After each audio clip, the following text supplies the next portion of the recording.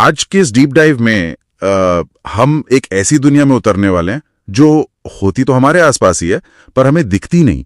मतलब एक स्मार्टफोन का एग्जाम्पल ले लीजिए। हम स्क्रीन देखते हैं पर पीछे एक बैकग्राउंड प्रोसेस चल रहा होता है जो चुपचाप पूरा सिस्टम चलाता है ना? हाँ, बिल्कुल सही कहा।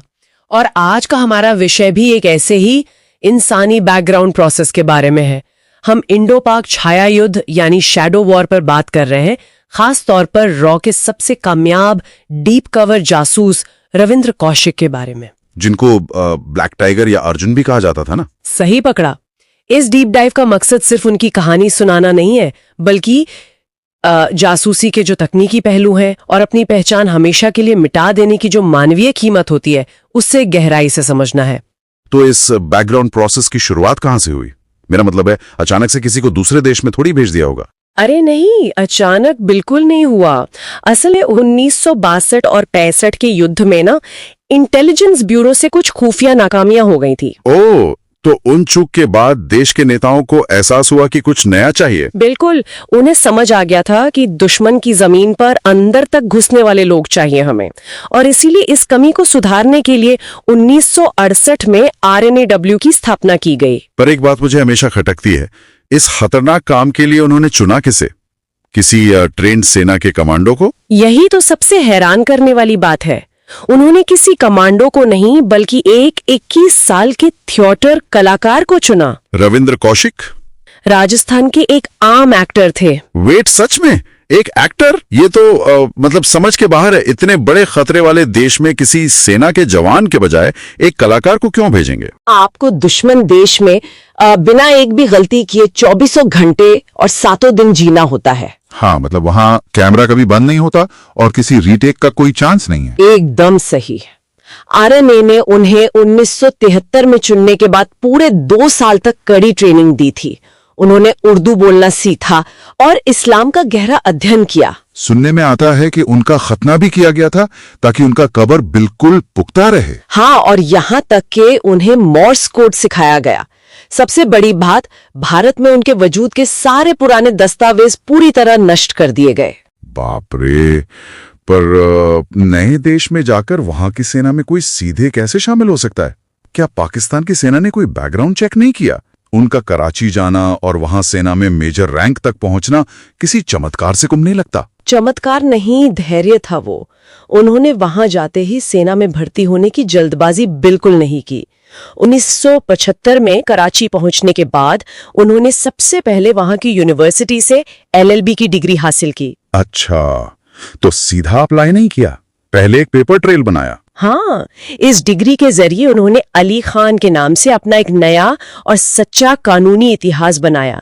जब ये पहचान पुख्ता हो गई तभी वो पाकिस्तान आर्मी के मिलिट्री अकाउंट्स डिपार्टमेंट में शामिल हुए, और साथ ही उन्होंने कवर के तौर पर एक इलेक्ट्रॉनिक्स की दुकान भी खोल ली थी। इलेक्ट्रॉनिक्स की दुकान?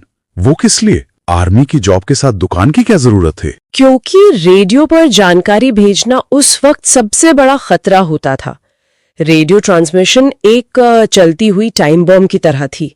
एक मैथमेटिक्स का सिद्धांत होता है जिसमें समय और सुरक्षा का हिसाब लगाते हैं। अच्छा, T और S वाला इक्वेशन है ना? सही कहा। जब आप रेडियो का बटन दबाते हैं तो हर गुजरते सेकंड के साथ आपके पकड़े जाने का रिस्क एक्सपोनेंशियल रेट से बढ़ता है, यानी दुगना तिगुना होता जाता है। दुश्मन के ट्रैकर्स आपकी लोकेशन के करीब आते जाएंगे, इसलिए मैसेज बेहद छोटा रखना पड़ता था। मतलब टाइम जितना कम होगा सुरक्षा उतनी ज्यादा होगी। बिल्कुल।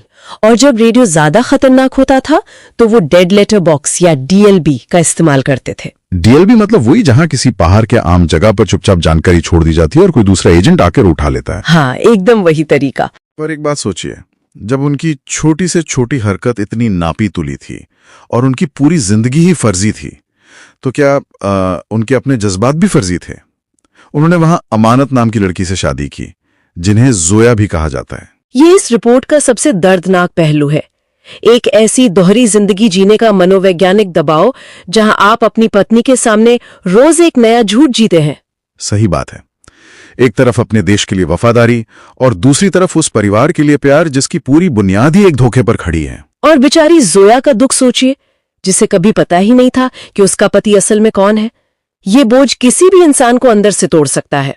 और इतनी अहम कुर्बानी के बाद भी एक परफेक्ट कवर तब टूट जाता है जब गलती अपनी ना होकर किसी और की हो।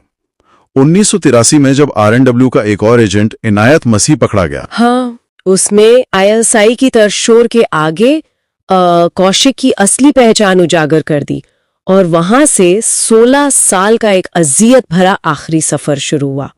मियां वाली जेल के अंधेरे से उन्होंने खत लिखा था जिसमें उन्होंने पूछा कि क्या भारत जैसे बड़े देश के लिए कुर्बानी देने वालों को आखिर में यही मिलता है। इस सच में रोंगटे खड़े करने वाला सच है। और नियम कितने कठोर थे कि भारत सरकार ने उन्हें कभी अपना एजेंट माना ही नहीं। 2001 में उनकी मौत हो गई और उन्हें एक अनामी कब्र में दफना दिया गया। ऐसी कुर्बानियां चुपचाप ही दी जाती हैं। आज के इस नए दौर में साइबर और सैटेलाइट इंटेलिजेंस के आने के बाद जब हम दुश्मन पर आसमान से नजर रख सकते हैं तो शायद लगे कि ये दौर अब चला गया है। पर ऐसा नहीं है। देखिए, सैटेलाइट दुश्मन की बिल्डिंग और हथियार तो देख सकते हैं, पर उनके दिमाग और मानसिकता को थोड़ी पढ़ सकते हैं। इंसान की नीयत पढ़ने के लिए तो एक इंसान ही चाहिए। तो इसका मतलब ह्यूमन इंटेलिजेंस का आज भी कोई विकल्प नहीं है। बिल्कुल नहीं है। सच्चाई यही है कि जासूस कभी हीरो नहीं बनते, क्योंकि सबसे बड़ी जीत उनकी खामोशी और गुमनामी में ही होती है। आखिर में बस एक विचार आता है इस डीप डाइव को खत्म करते हुए। आज के डिजिटल युग में जहां हर इंसान का एक ट्रैकेबल डिजिटल फुटप्रिंट होता है, हमारा हर कदम रिकॉर्ड होता है, तो क्या ऐसे दौर में डीप कवर जासूसी हमेशा के लिए खत्म हो चुकी है, या फिर इसने कोई और नया और भयानक रूप ले लिया है जो हमारी नजरों के और भी सामने होकर हमेशा की तरह अदृश्य है।